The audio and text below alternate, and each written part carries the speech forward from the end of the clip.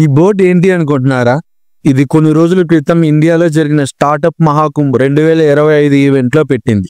ఈ event April 3 నుంచి 5 వరకు న్యూఢిల్లీలో జరిగింది. ఈ బోర్డులో మనం చూస్తే ఇండియా మరియు చైనా స్టార్టప్స్ లో వేటి మీద ఎక్కువగా కాన్సన్ట్రేట్ చేసిందో తెలుస్తుంది. ఇండియాలో food delivery apps, fancy ice cream and cookies, instant grocery delivery, betting and fancy sports, reels and influencer economy మీద స్టార్టప్స్ ఎక్కువగా చేస్తుంది అని ఇండియాలోనే ఉంది. దీన్ని చెప్పడానికి నాకు, వినడానికి మీకు కొంచెం బాధగా ఉన్నా ఇది నిజమే. అలాగే ఒకసారి ఈ బోర్డులో చైనా వాళ్ళు ఏం స్టార్టప్స్ చేస్తున్నారో ఒకసారి చూద్దాం. EV and battery tech, semi conductors and AI, robotics and automation, global logistics and trade, deep tech and infrastructure మీద స్టార్టప్స్ కంపెనీస్ వర్క్ చేస్తున్నాయి. దీన్ని విన్న తర్వాత కొంచెం చైనా మీద జలసీగా కూడా ఉంది. అసలు ఎందుకు ఇదంతా అనుకుంటున్నారా? దీని మీద మన కామర్స్ అండ్ ఇండస్ట్రీ మినిస్టర్ అయిన పీయూష్ గోయల్ ఏమన్నారో తెలుసా? మనం చాలా గర్వపడాలి ఇండియా ఇప్పటిదాకా చేసిన దాని మీద. కానీ మనం వరల్డ్ లోనే బెస్ట్ స్టార్టప్స్ చేస్తున్నామా? లేదు. మనం ఇంకా చాలా ఎదగాలంటారా?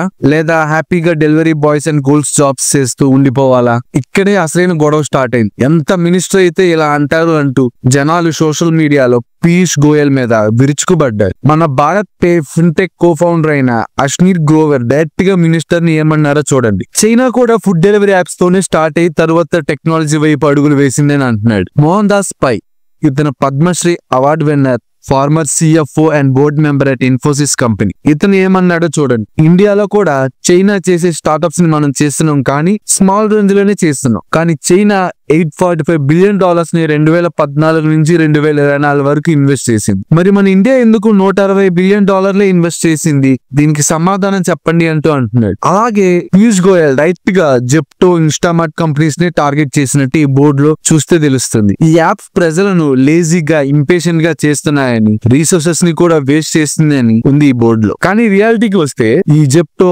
ఇన్స్టామార్ట్ ఇలాంటి యాప్స్ ద్వారా ఏకంగా 1.5 lakhs కన్నా పైగా ప్రజలు వాళ్ళ జీవితాలను నడిపిస్తున్నారు. మినిస్టర్ మాటలకి Zepto owner Aadit Palicha fitting reply ఇచ్చాడు. మా యాప్ ద్వారా ఏకంగా 1.5 lakhs జనాలు బ్రతుకుతున్నారని, 1000 కోట్లకు పైగా మా కంపెనీ ట్యాక్స్ కడుతుంది అని, 100 కోట్లకు పైగా లోకల్ వెండర్స్ దగ్గర ఖర్చు చేస్తున్నామని చెప్పుకుంటూ వచ్చాడు.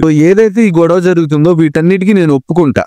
ఇండియా కూడా స్టార్టప్స్ ద్వారా ఇండియాకి రెవెన్యూ తీసుకొస్తుంది, ప్రజలకు హెల్ప్ అవుతున్నాయి, వాళ్ళ జీవితాలని కాపాడడానికి. Okay, fine. కానీ ఒకదానికి నేను ఒప్పుకోను. చైనా 1920లో ఎలా ఉందో తెలుసుగా? ఒకసారి తెలియకపోతే ఒకసారి ఈ వీడియోని చూడండి. మనకు అప్పటికి స్వాతంత్రం రాలా, కానీ మనకన్నా దారుణంగా ఉండేది వాళ్ళ పరిస్థితి అప్పట్లో. కానీ ఒక్కసారి ప్రెసెంట్ చైనాని చూడండి. ఇలా మారాలి అంటే మనకి ఇంకో 50 years పట్టొచ్చు. చైనాని పొగడ్డం లేదు, కానీ అది అందరూ ఒప్పుకోవాల్సిన ఫ్యాక్ట్. వాళ్ళ స్టార్టప్స్ చూడండి, వాళ్ళ టెక్నాలజీస్ చూడండి, వాళ్ళు చేసే ఇన్వెన్షన్ చూడండి, అలాగే వాళ్ళ దేశాన్ని ముందులో ఉంచాలి అని వాళ్ళు చేసే పనులు చూడండి. మనమా రోజు కొత్త బెట్టింగ్ యాప్స్, జాతకం చెప్తామని ఏఐ బాట్ యాడ్స్, ట్యాక్స్ ఎలాగైనా ఎక్కొట్టాలని చూసే ప్రజల్ని మోసం చేసి డబ్బులు ఎలా నొక్కాలి అని చూసే కొంతమంది లీడర్స్, సోషల్ మీడియాలో రీల్స్, ఇన్ఫ్లుయెన్సర్స్ పెట్టే పోస్టుల కింద కమెంట్స్, వాటి మీద గొడవలు, ఇలా 1 కాదు 2 కాదు అన్నీ ఉన్నాయి. ఇవన్నీ మారుతాయని కూడా మన భ్రమ. ఇండియా డెవలప్ అవుద్ది కాదనట్ల, కానీ నిదానంగా డెవలప్ అవుతుంది.